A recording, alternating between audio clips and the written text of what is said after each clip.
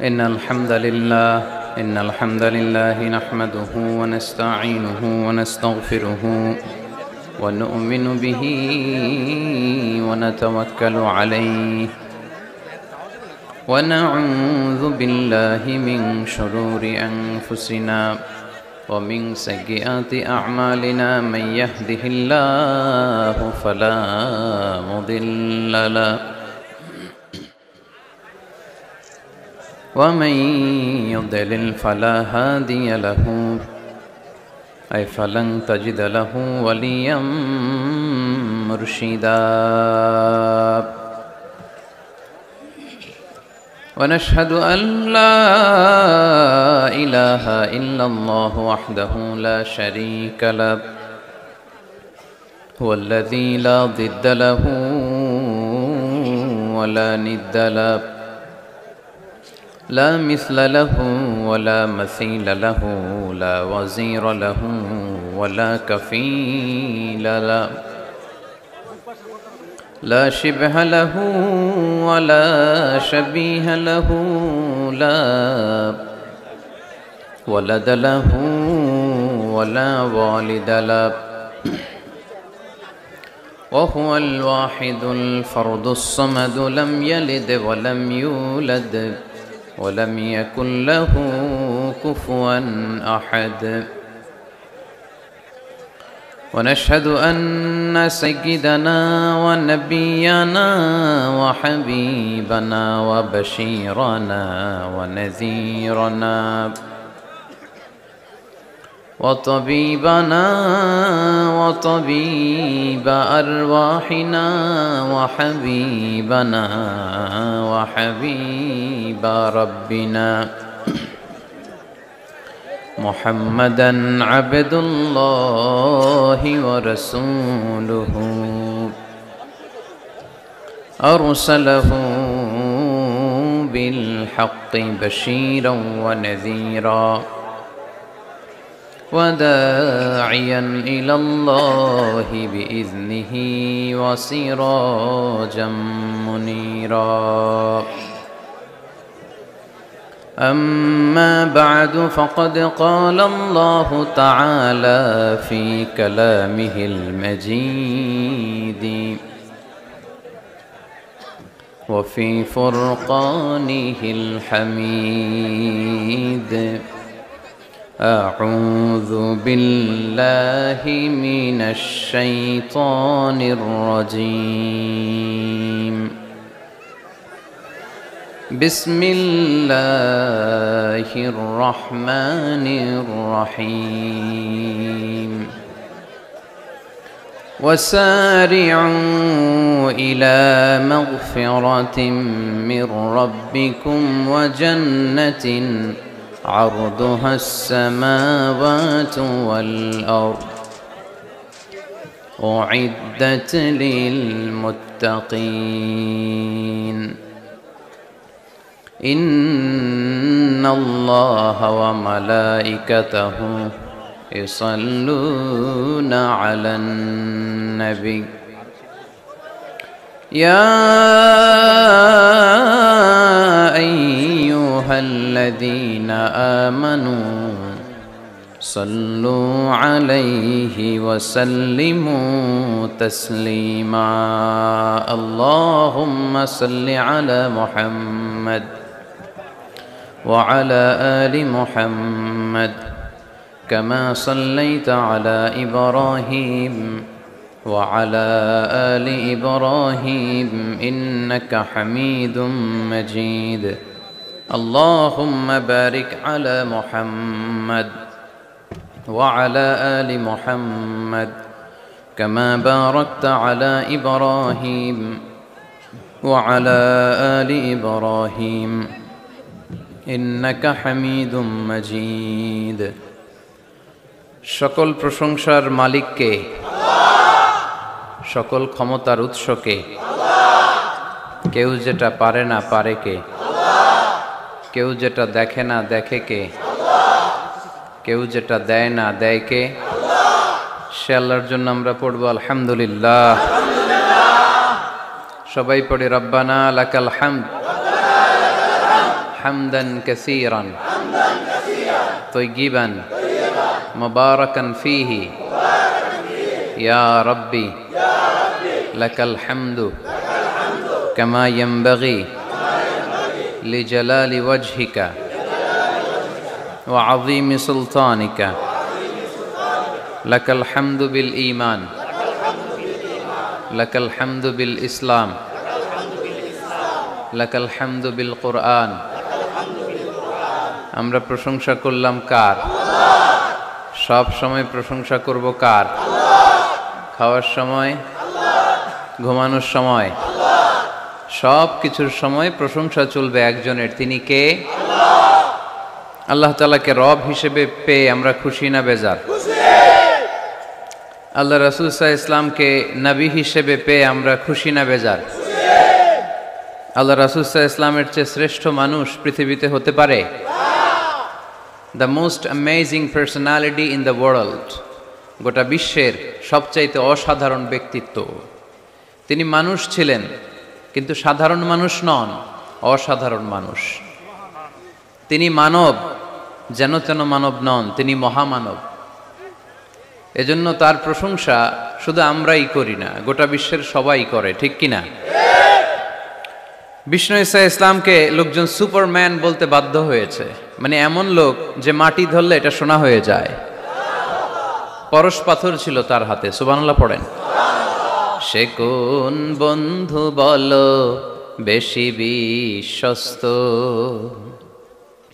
সে কোন বন্ধু বলো বড় বিশ্বস্ত,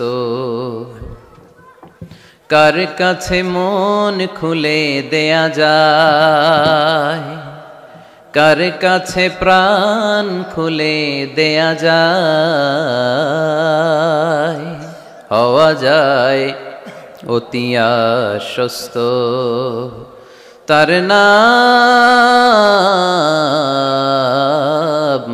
আহমদ বড় বিশ্বস্ত। সুবহানাল্লাহ পড়েন।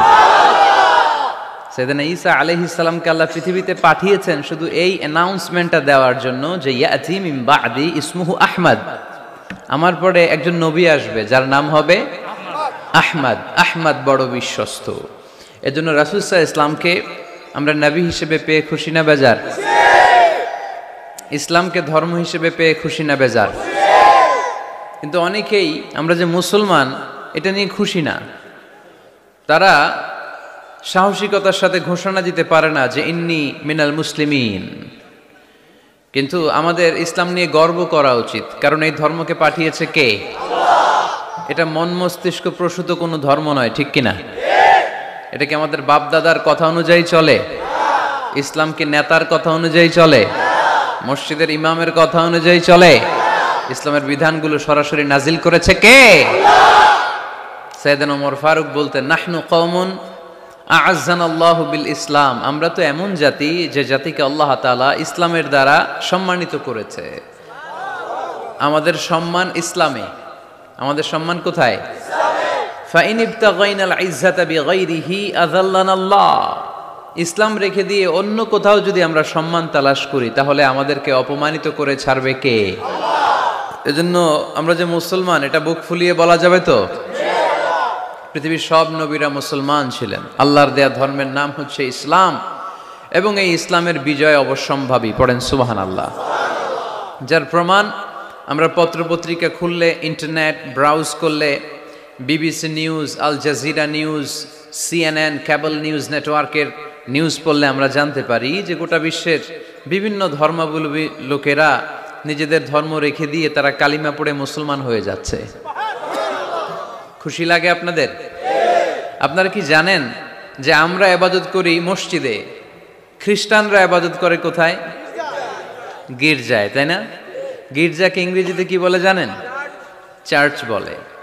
তো ইউরোপে এবং আমেরিকাতে যে গির্জাগুলো আছে, এই গির্জাগুলো তারা বিক্রি করতে শুরু করে দিয়েছে। এর কারণ খ্রিস্টানরা তাদের গির্জাগুলোতে ইবাদত করতে যায় না। আমরা তো নামাজ 3 ওয়াক্ত পড়ি, 2 ওয়াক্ত বা 5 ওয়াক্ত, 7 দিনে তো একবার হাজিরা দিতে যাই, ঠিক কিনা? তো ওদের এমন দশা যে ওদের গির্জাগুলোতে 1 মাসও যায় না। 6 মাসও একবার যায় না, তো এই গির্জা রাইখা লাভ আছে? লাভ নাই। এই গির্জা ওরা বিক্রি করতে শুরু করেছে, আর ওখানকার মুসলিম কমিউনিটির নেতারা এই সুযোগে এই গির্জাগুলো কম দামি কিনে এটারে মসজিদ বানাইতে শুরু করছে। ইউরোপ আমেরিকাতে আলহামদুলিল্লাহ আপনারা শুনে খুশি হবেন, ওরা ইসলামিক সেন্টার বলে এগুলোরে। কি বলে? Islamic centre. আমাদের এরকম ইসলামিক সেন্টার করা দরকার, যেখানে দার্স হবে, দার্স, রেগুলার দার্স হবে। এই যে তাফসির মাহফিলগুলো বছরে একবার, গত বছর আসছিলাম এখানে, আবার 1 বছর পরে দেখা, কি শিখলেন কি শিখলেন না, কি বুঝলেন কি বুঝলেন না, আর জানা শোনার সুযোগ হয়েছে নাই। কিন্তু সেন্টার যদি হয়, ওখানে শিশু কিশোরদের আলাদা কোরআন শিক্ষার আসর, আমার বোনদের আলাদা শিক্ষার আসর, বয়স্কদের আলাদা কোরআন শিক্ষার আসর, তারপরে সেখানে হেজামা সেন্টার থাকবে, রুকিয়া সেন্টার থাকবে, তালিম তাদরিস তারবিয়ার সব ব্যবস্থাপনা থাকবে। এজন্য সব জায়গায় এরকম সেন্টার থাকার দরকার আছে না নাই? যতদিন আমরা এই ইউনাইটেড থাকব, ততদিন আমাদের দিকে চোখ তুলে তাকাবার খবরদারি কারো থাকবে না। আর ইউনিটি যখন ব্রেকডাউন করবে, আমরা শতদা বিভক্ত, একজন আরেকজনের গালি দিবে, একজন আরেকজনের কাফের বলবে, তখনই সমাজের সব শান্তি সুখ এগুলো বিনষ্ট হতে চলবে। জোরে বলেন ঠিক কিনা? মুসলিম উম্মার মধ্যে এখন এই সমস্যা, ইউনিটি নাই। We don't have any central leadership, আমাদের কেন্দ্রীয় নেতৃত্ব নাই।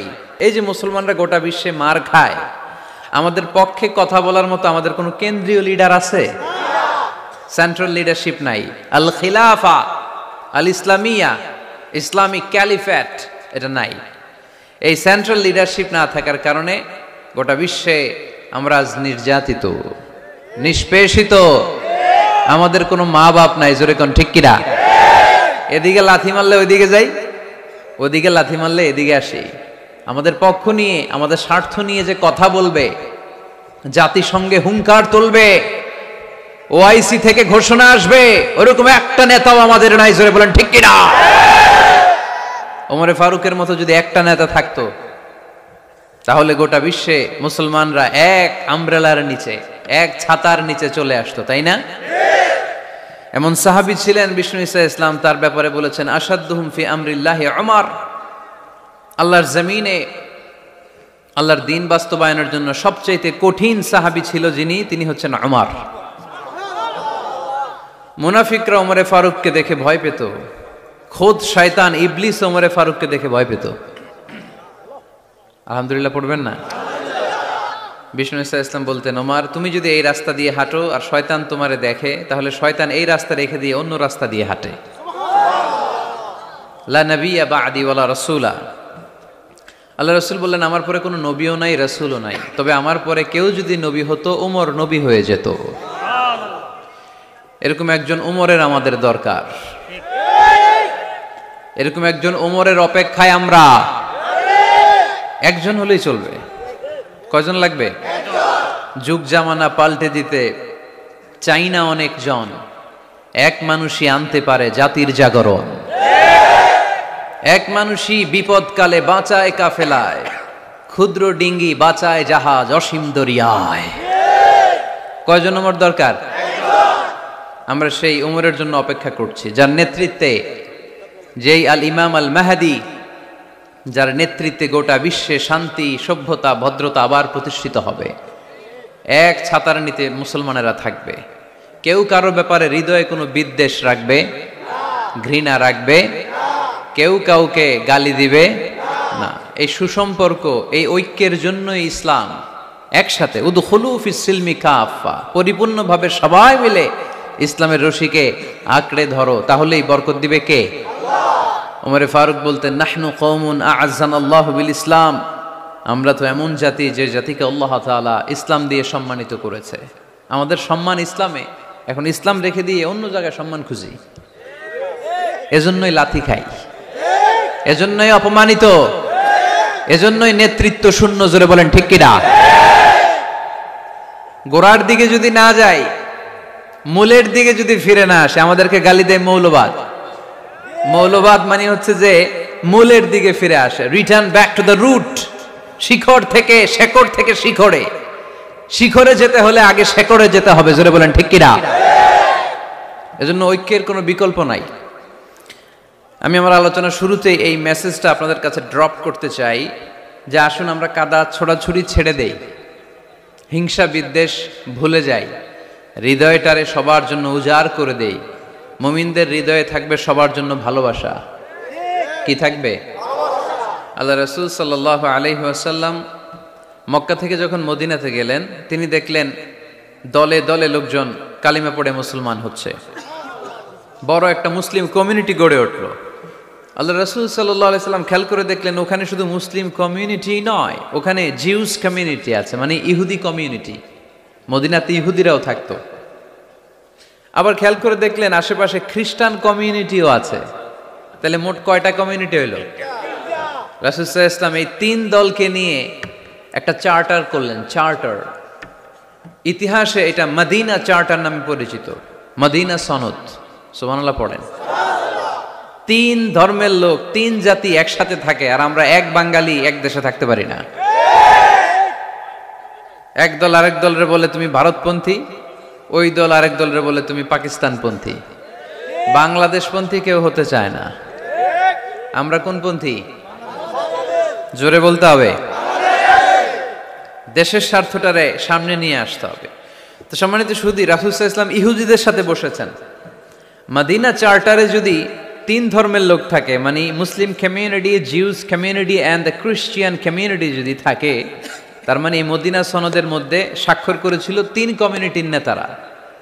ইহুদিরাও ছিল, খ্রিস্টানরাও ছিল। তো আল্লাহ রাসূল সাল্লাল্লাহু আলাইহি ওয়াসাল্লাম ইহুদিদের সাথে বসেছেন, চুক্তি করেছেন 10 বছরের লম্বা সময়ের। খ্রিস্টানদের সাথে চুক্তি করেছেন। রাসূল সাল্লাল্লাহু আলাইহি ওয়াসাল্লাম খ্রিস্টানের সাথে বসতে পারে, ইহুদির সাথে বসে সনদ তৈরি করতে পারে, মদিনার সনদ। কিন্তু আমরা মুসলমানের সাথে বসতে পারি? একজন আরেকজনের ছায়া দেখতে পারে না।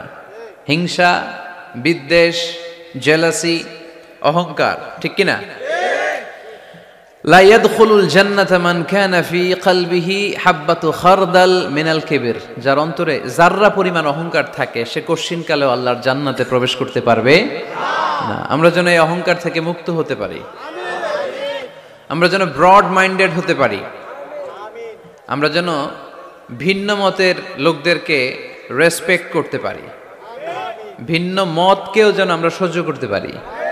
আমাদের দেশে এত কাদা ছোড়াছুড়ি, এত মারামারি কেন জানেন? আমরা ভিন্ন মতকে দমন করতে চাই, ভিন্ন মতকে আমরা স্পেস দিতে চাই না, ফলেই এত ঠেলাঠেলি। এজন্য মতামত বিভিন্ন থাকবে। This is the beauty of Islam, unity in diversity. Unity in diversity, ঐক্য হবে বৈচিত্র্যের মাঝে। আমাদেরকে ঐক্য খুঁজতে হবে। এক একজন এক এক চেহারা। এই তুমি কালা হইলা কেন, তুমি খাটো হইলা কেন, তুমি লম্বু কেন, এরকম বললে চলবে? তুমি এই পীর সাহেবের মুরিদ কেন, আমি যে পীর সাহেবের মুরিদ হইছি ওইখানে আসো না কেন, বলা যাবে না। Unity in diversity. রাসূল সাল্লাল্লাহু আলাইহি ওয়াসাল্লাম ইহুদিদেরকে স্পেস দিয়েছেন, খ্রিস্টানদেরকে স্পেস দিয়েছেন। মনে রাখতে হবে ঐক্য প্রক্রিয়ার নাম হচ্ছে, এটা এমন একটা প্রক্রিয়া যেখানে সবাই একই চিন্তা চেতনা পোষণ করবে এমনটা নয়, বরং এক একজনের এক এক চিন্তা, কিন্তু মৌলিক বিষয়ে সবাই এক। ইউনিটি ইন ডাইভার্সিটি, বৈচিত্র্যের মাঝে আমাদেরকে ঐক্য খুঁজতে হবে। প্রিয় ভাইরা, কথা বুঝতে পেরেছেন? আপনারা কি ঐক্যের পক্ষে না বিপক্ষে? আমরা যেন ঐক্যবদ্ধ হতে পারি, আল্লাহ তুমি তৌফিক দান করো। আমরা যেন হিংসা বিদ্বেষ ভুলে যে ইসলামের কল্যাণে কাজ করতে পারি, তুমি তৌফিক দান করো। সম্মানিত ভাইরা, আমরা আর কথা না বাড়িয়ে সরাসরি আলোচনায় চলে যাই। আমি আপনাদের খেদমতে পবিত্র কালামুল্লাহ মাজিদের সূরাত আলে ইমরানের 133 নম্বর আয়াত তেলাওয়াত করেছি। সূরাটার নাম হচ্ছে সূরাত আলে ইমরান। ইমরানের বংশধর। ইমরান কে ছিল আপনারা জানেন? মারিয়াম আলাইহিস সালামের পিতা, ঈসা আলাইহিস সালামের নানা। সুবহানাল্লাহ পড়বেন না? ওনাদের ফ্যামিলিটা আল্লাহ তাআলার কাছে এতটাই পছন্দনীয় ছিল যে এই ফ্যামিলির নামে আল্লাহ কোরআনে একটা সূরাই দিয়ে দিলেন, আলে ইমরান। আরবিতে পরিবার বা ফ্যামিলি এটা বোঝানোর জন্য আরবিতে দুইটা শব্দ ব্যবহার হয়, এক হচ্ছে আহাল আর একটা আল। আহাল এটা সম্মানিতদের ক্ষেত্রেও হয়, আবার সাধারণ মানুষদের ক্ষেত্রেও হয়।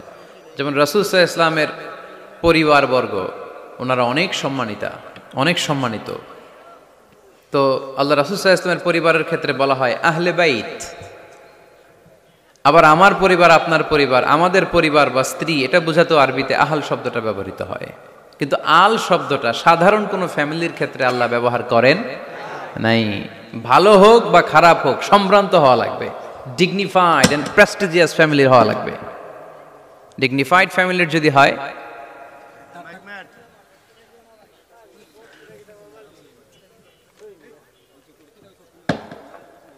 very dignified and prestigious family যদি হয়, হয়েছে এই তো ঠিক হয়ে গেছে, বসো বসো বসে যাও। very dignified and prestigious family যদি হয়, সেক্ষেত্রে আল্লাহ কোরআনে আল বলেছেন। যেমন ইমরানের পরিবারের কথা বোঝাতে যে আল্লাহ বলেছেন আলে ইমরান। দাউদ আলাইহিস সালামের পরিচয় দিতে যে পরিবারের কথা বলতে যে আল্লাহ বলেছেন আলে দাউদ। আবার ফেরাউনের বংশ বা পরিবারের কথা বলতে যে আল্লাহ বলেছেন আলে ফেরাউন। তাহলে পরিবারের আরবি দুইটা, একটা আল আর একটা আহাল। আহাল এটা সম্মানিত এবং সাধারণ উভয় ক্ষেত্রেই ব্যবহার করেন আল্লাহ তাআলা।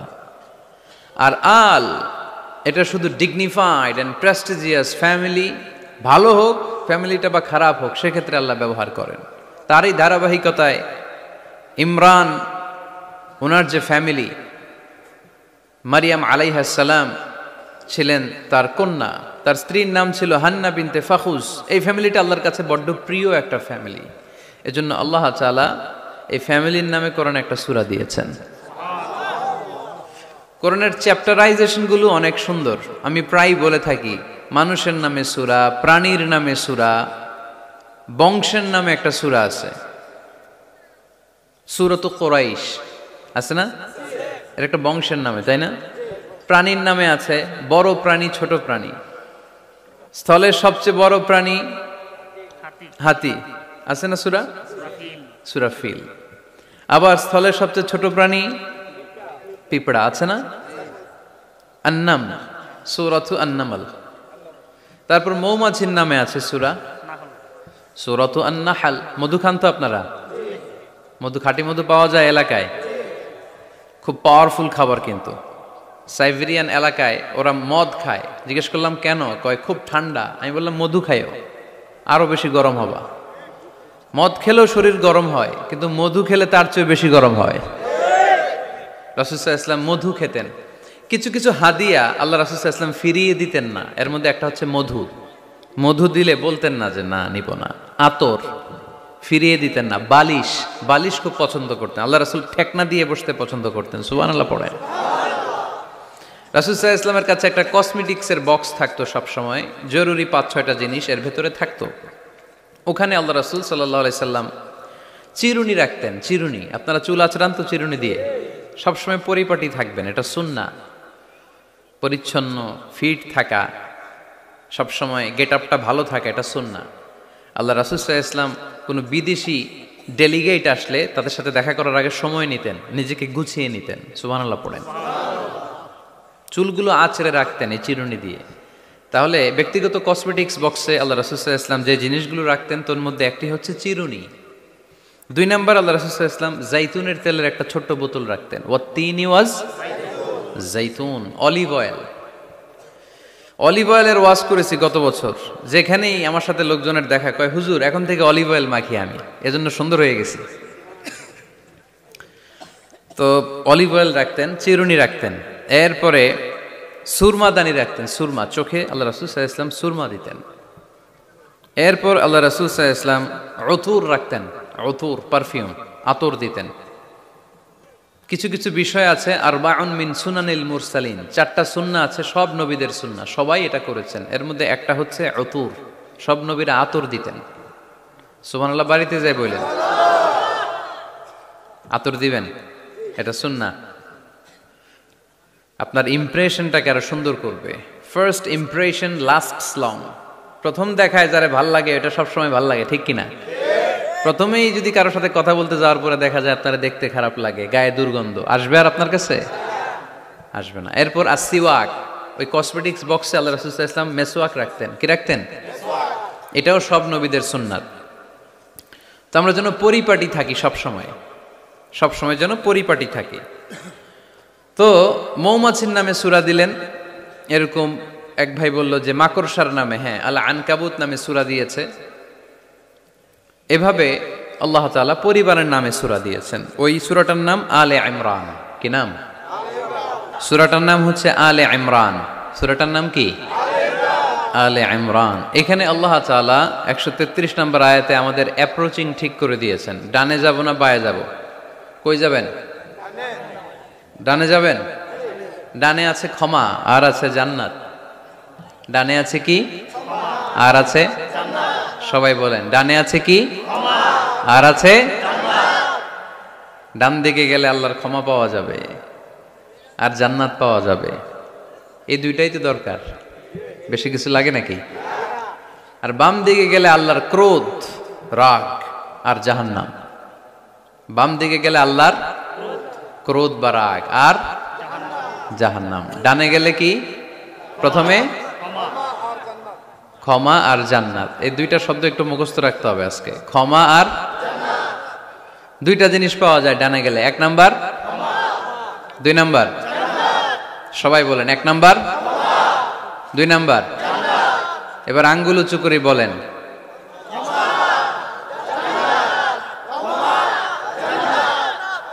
মাশাআল্লাহ। তাহলে ডানে গেলে পাওয়া যায় ক্ষমা আর জান্নাত, বায়ে গেলে পাওয়া যায় আল্লাহর ক্রোধ বা রাগ আর জাহান্নাম।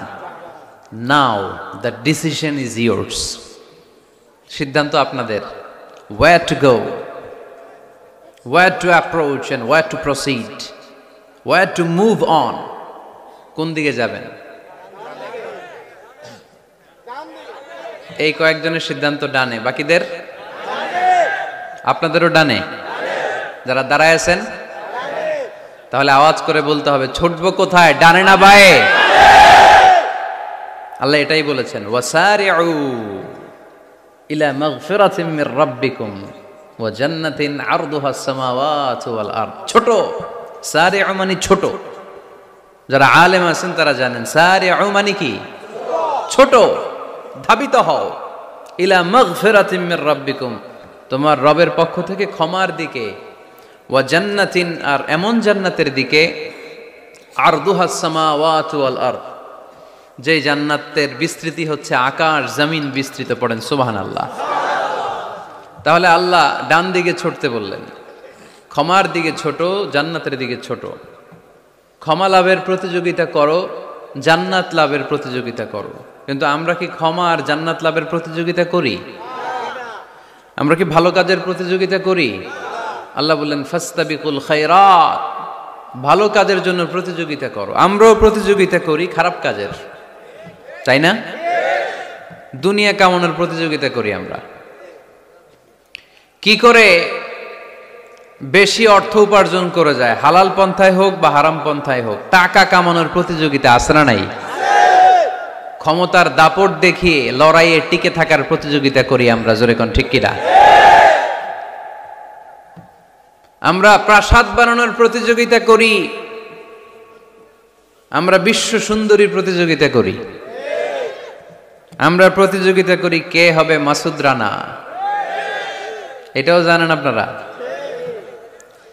কে হবে সৎ মানুষ, কে হবে আদর্শ বাংলাদেশী, এরকম প্রতিযোগিতা আছে। সবাই কি হইতে চায়? মাসুদ রানা। বিশ্ব সুন্দরীর প্রতিযোগিতা, মাসুদ রানার প্রতিযোগিতা, টাকা কামানোর প্রতিযোগিতা, ক্ষমতার লড়াইয়ে টিকে থাকার প্রতিযোগিতা। কিন্তু আল্লাহ বললেন নো, ফাস্তাবিকুল খায়রাত, ভালো কাজের প্রতিযোগিতা করো। আল্লাহ বুঝাতে চাইলেন দুনিয়ার ক্ষণস্থায়ী প্রতিযোগিতায় নেমে সময় নষ্ট করো না, ভালো কাজের প্রতিযোগিতা করো। আর ক্ষমার জান্নাত লাভের জন্য ছোট। এটা এমন জান্নাত যেই জান্নাতটা আকাশ জমিন বিস্তৃত। সুবহানাল্লাহ। ওয়াসারিউ ইলা মাগফিরাতিন মির রাব্বিকুম ওয়া জান্নাতিন আরদুহাস সামাওয়াতু ওয়াল আরদ উইদ্দাত লিল মুত্তাকিন। মুত্তাকিন। সুবহানাল্লাহ পড়েন। ও আমার গোলামেরা, আমার বান্দারা, ছোট দৌড়াও, জান্নাতের দিকে দৌড়াও, ক্ষমার দিকে দৌড়াও, ক্ষমা অর্জনের জন্য প্রতিযোগিতা করো, জান্নাত লাভের প্রতিযোগিতা করো।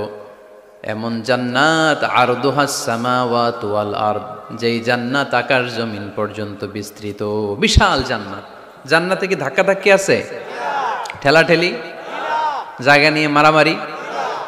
আমাদের বাংলাদেশে জায়গা নিয়ে মারামারি আছে না নাই? কোর্ট পর্যন্ত গড়ায়, তাই না? সামান্য 1 বিঘা জায়গার জন্য কোথায় চলে যায়? কোর্টে। কোর্ট পর্যন্ত গড়ায়। কিন্তু জান্নাতে এই জায়গা নিয়ে ধাক্কাধাক্কি হবে? বিশাল জান্নাত, বিশাল জান্নাত। সর্বশেষ যেই লোকটা 1000 বছর জাহান্নামে পড়ার পরে জান্নাতে ঢুকবে, ওই লোকের জান্নাতের যে সাইজ হবে, এটা এই দুনিয়ার সাইজের 10 গুণ বড় হবে। আগের কালে আমাদের যে দরজাগুলো ছিল গ্রাম বাংলায়, দরজাগুলোর 2টা কপাট ছিল, জানেন? 2টা কপাট একসাথে আইনার পরে তালা লাগাইতো। এখনই না 1 কপাটের দরজা শার্ট করে খুলে যায়। এখনো আছে?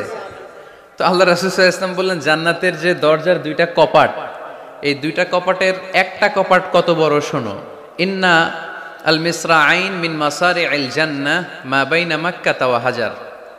জান্নাতের 2 দরজার 2 কপাটের একটার সাইজ হচ্ছে সৌদির মক্কা শহর থেকে বাহরাইনের হাজার শহর যত দূর, জান্নাতের একটা কপাটের দূরত্ব তত দূর। এর মানে হচ্ছে সৌদির মক্কা শহর থেকে বাহরাইন যত দূর, ওই হিসাবে কয়েকশো কোটি লোক, কয়েকশো একসাথে জান্নাতে ঢুকবে। এক ধাক্কায় কয়েকশো কোটি কিংবা কয়েক হাজার কোটি ঢুকে যাবে। তাহলে ওই জান্নাতে কোনো ধাক্কাধাক্কি, ঠেলাঠেলি, কিলাকিলি? সুবহানাল্লাহ পড়েন। ওয়াসারিউ ইলা মাগফিরাতিন মির রাব্বিকুম ওয়া জান্নাতিন আরদুহাস সামাওয়াতু ওয়াল আরদ উইদ্দাত লিল মুত্তাকিন। আল্লাহ বললেন ক্ষমার দিকে ছোট, আর এমন জান্নাতের দিকে ছোট যেই জান্নাতটা আকাশ জমিন বিস্তৃত। উইদ্দাত লিল মুত্তাকিন, মুত্তাকিনদের জন্য এই জান্নাতকে তৈরি করে রেখেছে কে? আল্লাহ। তার মানে জান্নাত একটা সাম্প্রদায়িক জায়গা। জান্নাত একটা কি জায়গা? যেখানে মুত্তাকিরা ছাড়া কেউ ঢুকতে পারবে নাকি সবাই ঢুকতে পারবে? সবাই ঢুকতে পারবে না, ওখানে শুধু মুত্তাকিনরা ঢুকতে পারবে। উইদ্দাত লিল মুত্তাকিন, এটা মুত্তাকিনদের জন্য আল্লাহ তাআলা তৈরি করে রেখেছে। হাদিসে কুদসিতে আল্লাহ তাআলা বলেছেন, এই উইদ্দাতের এই শব্দের ব্যবহারই করেছেন আ'দাতু লিইবাদিয়াস সালিহিন, আমি আমার নেককার বান্দাদের জন্য এমন জান্নাত বানিয়েছি মা লা আইনুন রাআত, পৃথিবীর কোনো চোখ ওই জান্নাতের সৌন্দর্য দেখে নাই। ওয়ালা উযুনুন সামিআত, পৃথিবীর কোনো কান জান্নাতের কোনো সুন্দর শব্দের আওয়াজ শুনে নাই। ওয়ালা খাতারা আলা কলবি বাশার, মানুষ কল্পনাও করতে পারবে না যে জান্নাত কত সুন্দর। সুবহানাল্লাহ, সুবহানাল্লাহ আর আসতে পড়েন। আল্লাহ বললেন উইদ্দাত লিল মুত্তাকিন, আমি আমার মুত্তাকিন বান্দাদের জন্য তৈরি করেছি। মুত্তাকিরা ছাড়া কেউ জান্নাতে প্রবেশ করতে পারবে নাকি? পারবে না। এখন মুত্তাকি কারা, তাদের বর্ণনা আল্লাহ সামনে দিবেন, শুনবেন আপনারা? আচ্ছা, এটা হচ্ছে কোরআনের একটা বর্ণনা ভঙ্গি। কোরআনের মধ্যে অনেক বেশি কোহেরেন্স আছে, সিকোয়েন্সটা অনেক সুন্দর। যখনই আল্লাহ বলবেন কাফিরিন, কাফের কারা, তার বর্ণনা দিবেন। এরপর যখন আল্লাহ বলবেন মুনাফিকিন, মুনাফিকিন কারা, আল্লাহ বর্ণনা দিবেন। এরপর যখনই আল্লাহ বলেছেন মুত্তাকিন, মুত্তাকিন কারা, তারপরে তার বর্ণনা দিবে। সুবহানাল্লাহ পড়েন। যেমন আল্লাহ সূরা বাকারার শুরুতেই মুত্তাকিদের বর্ণনা দিয়েছেন। আল্লাহ দ্ব্যর্থহীন কণ্ঠে ঘোষণা করে বলেছেন যালিকাল কিতাবু লা রাইবা ফীহি হুদাল লিল মুত্তাকিন, এই কিতাবটা এমন কিতাব যেই কিতাবে কোনো সন্দেহ নাই, আর এটা হুদাল্লিল, সবাই বলেন হুদাল্লিল, এটা মুত্তাকিদের জন্য পথ প্রদর্শনকারী। যে কাউকে এই কিতাব পথ দেখায় না। ওয়ালা ইয়াজিদিজ যালিমিনা ইল্লা খাসারা, জালেমদেরকে এই কিতাব পথ দেখায় না, তাদের ক্ষতির মাত্রাটাই বাড়ায়। মুত্তাকিদের পথ দেখায়, জালেমদের ক্ষতির মাত্রা বাড়ায়। দোষ কি কোরআনের?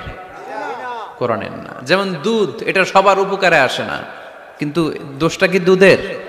দুধ হচ্ছে সুষম খাবার, এটার মধ্যে খাদ্য উপাদানের যে 6টা পোর্শন সবটাই আছে, কিন্তু সবাই হজম করতে পারে না।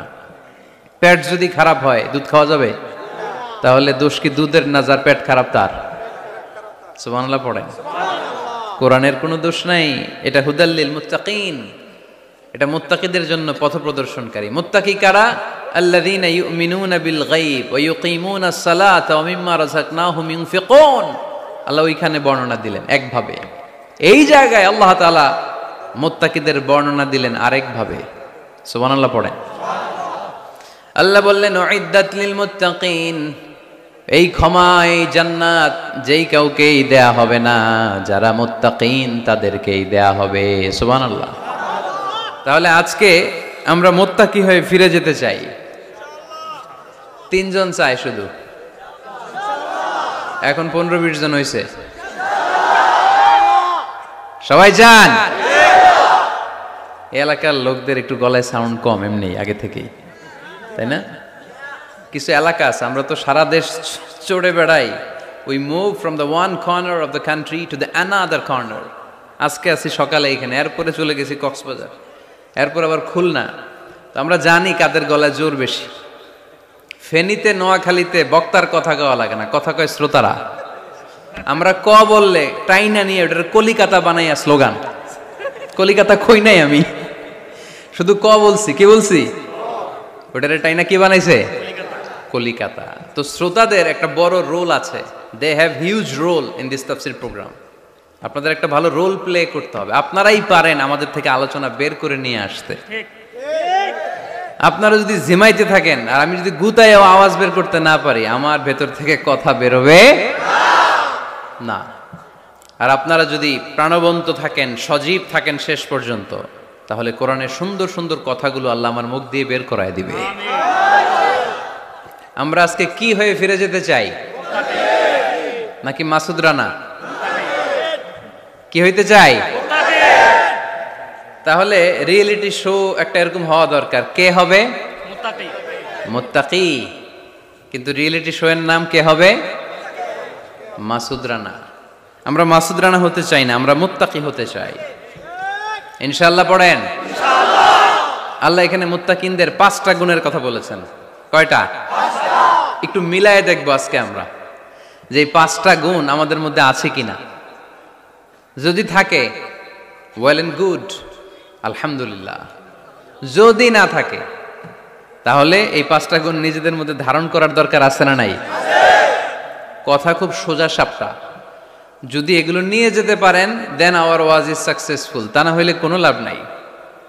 কোনো লাভ আছে? এত ক্যামেরা, এত লাইটিং ফাইটিং করে কি লাভ? এই যে ছুটে আসছেন শীতের রাত, আমি তো এত জেলায় ঘুরলাম, এরকম শীত পাই নাই। আপনাদের লক্ষ্মীপুরে যেই শীত, মাশাআল্লাহ, আমি গাড়ি থেকে বেরোই কাঁপতে শুরু করছি, খুব ঠান্ডা লাগতেছিল আমার কাছে। তো এই যে শীতের রাতে মাফলার টাফলার পেঁচায় অনেক রাত পর্যন্ত আপনার দাঁড়ায় দাঁড়ায় শুনবেন, হিসাব খুব সোজা সাপটা। মুত্তাকি হয়ে ফিরে যেতে চাই, জীবন পাল্টাতে চাই, সময় নষ্ট করতে আসি নাই। সময়ের অনেক দাম, সময়ের দাম দিতে শিখেন। সময়গুলো অনেক দামি। সো আজকের আলোচনা থেকে আমরা কিছু নিয়ে যাব, শিখে যাব। আর কি হয়ে ফিরে যাব? বৈশিষ্ট্য কয়টা? তাহলে একটু চেক করবো যে আছে কিনা আমাদের মধ্যে এই গুণগুলা। থাকলে ভালো, অনেকের হয়তো আছে। যদি না থাকে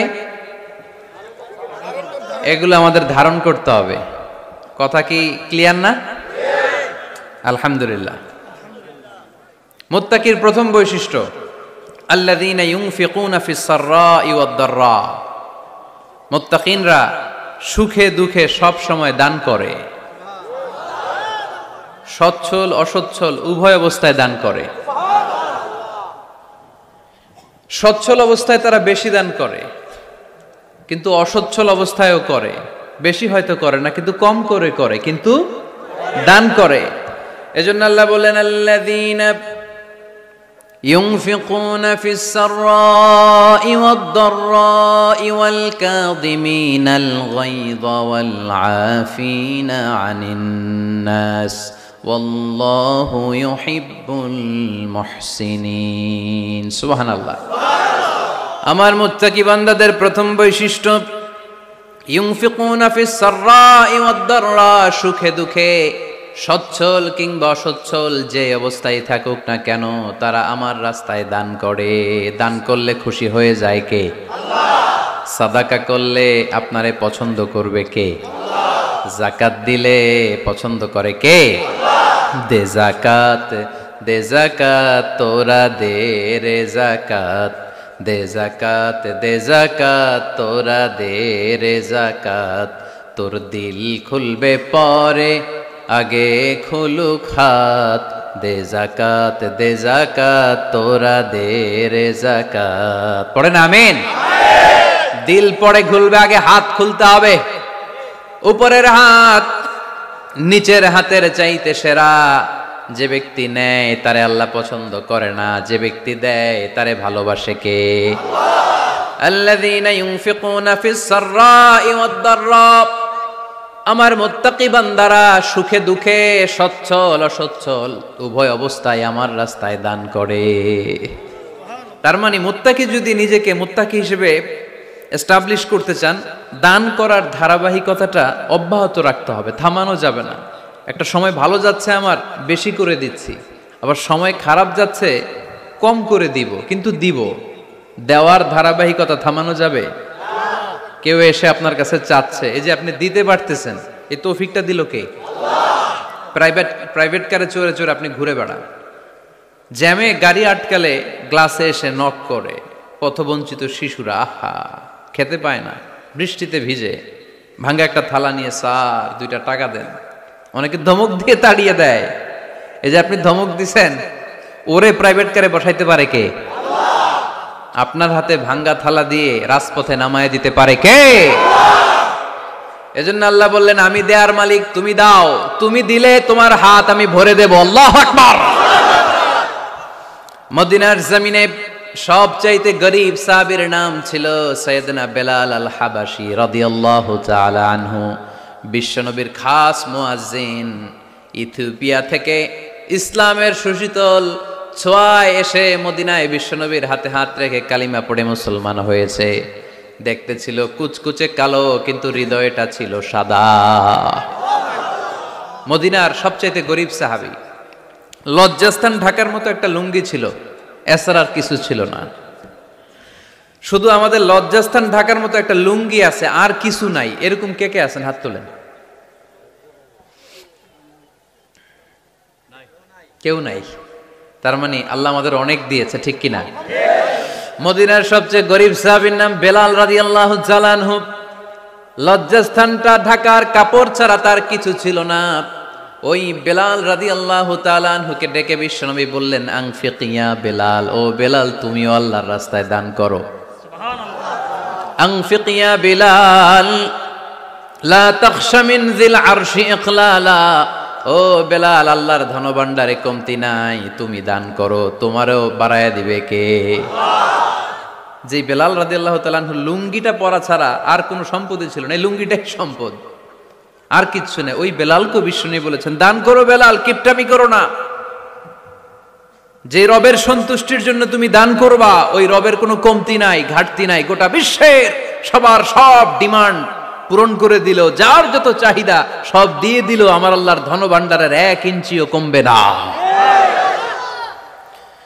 এজন্য মুত্তাকিদের প্রথম বৈশিষ্ট্য, আল্লাযীনা ইউনফিকুনা ফিস সাররাই ওয়াদ দাররাই ওয়াল কাযিমিনাল গায়যা ওয়াল আফিনা আনিন নাস ওয়াল্লাহু ইউহিব্বুল মুহসিনিন। মুত্তাকিনদের প্রথম বৈশিষ্ট্য, সুখে দুঃখে সব সময় দান করে একজনের খুশির জন্য। তিনি কে? আল্লাহ। দান করলে যে আল্লাহ বাড়ায় দেয়, বিশ্বাস হয়? বিশ্বাস হয়? বাড়িয়ে দিবে আল্লাহ।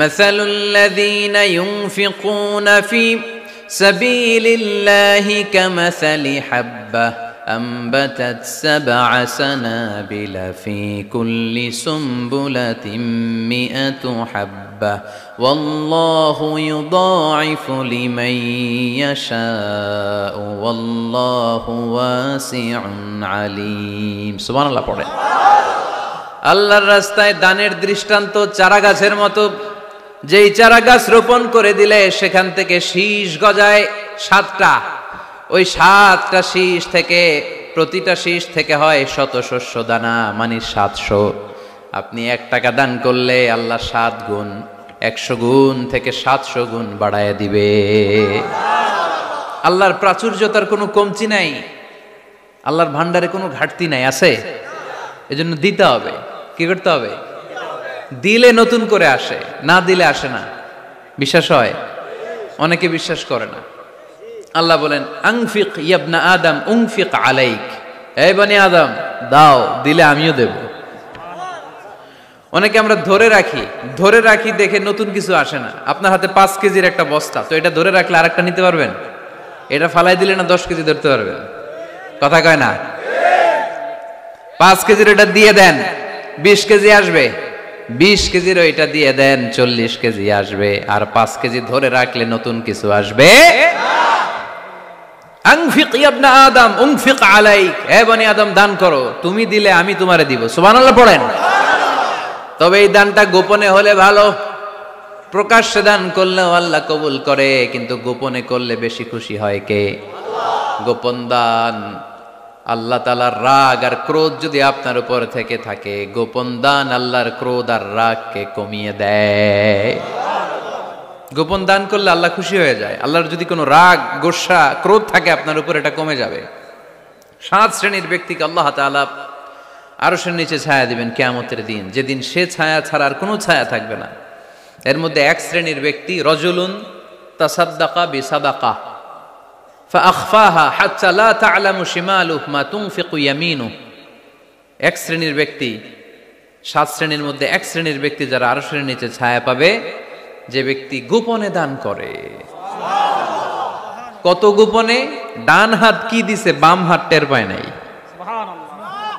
তার মানে অনেক গোপনে দান করেছে এই গোপনে দান করলে খুশি হয় কে আল্লাহ আল্লাকা সিররুন ইনদাল্লাহ বাইনাকা আনতা ওয়া বাইনাল্লাহ আল্লাকা সাদাকাতুন তাখফা لا يعلمها إلا الله هل لك سر عند الله بينك أنت وبين الله هل لك صدقات تخفى لا يعلمها إلا الله سبحان الله পড়ে هل لك سر عند الله তোমার আর তোমার রবের মাঝে গোপন কোনো ডিলিংস আছে কি যেটা তুমি আর তোমার রব শুধু জানো তোমার জীবনে এমন গোপন দান আছে নাকি যেটা আল্লাহ ছাড়া কেউ দেখেনি ওই দানগুলোরে পছন্দ করে কে আল্লাহ যারা দুনিয়ার বুকে সচ্ছল এবং অসচ্ছল অবস্থায় দান করে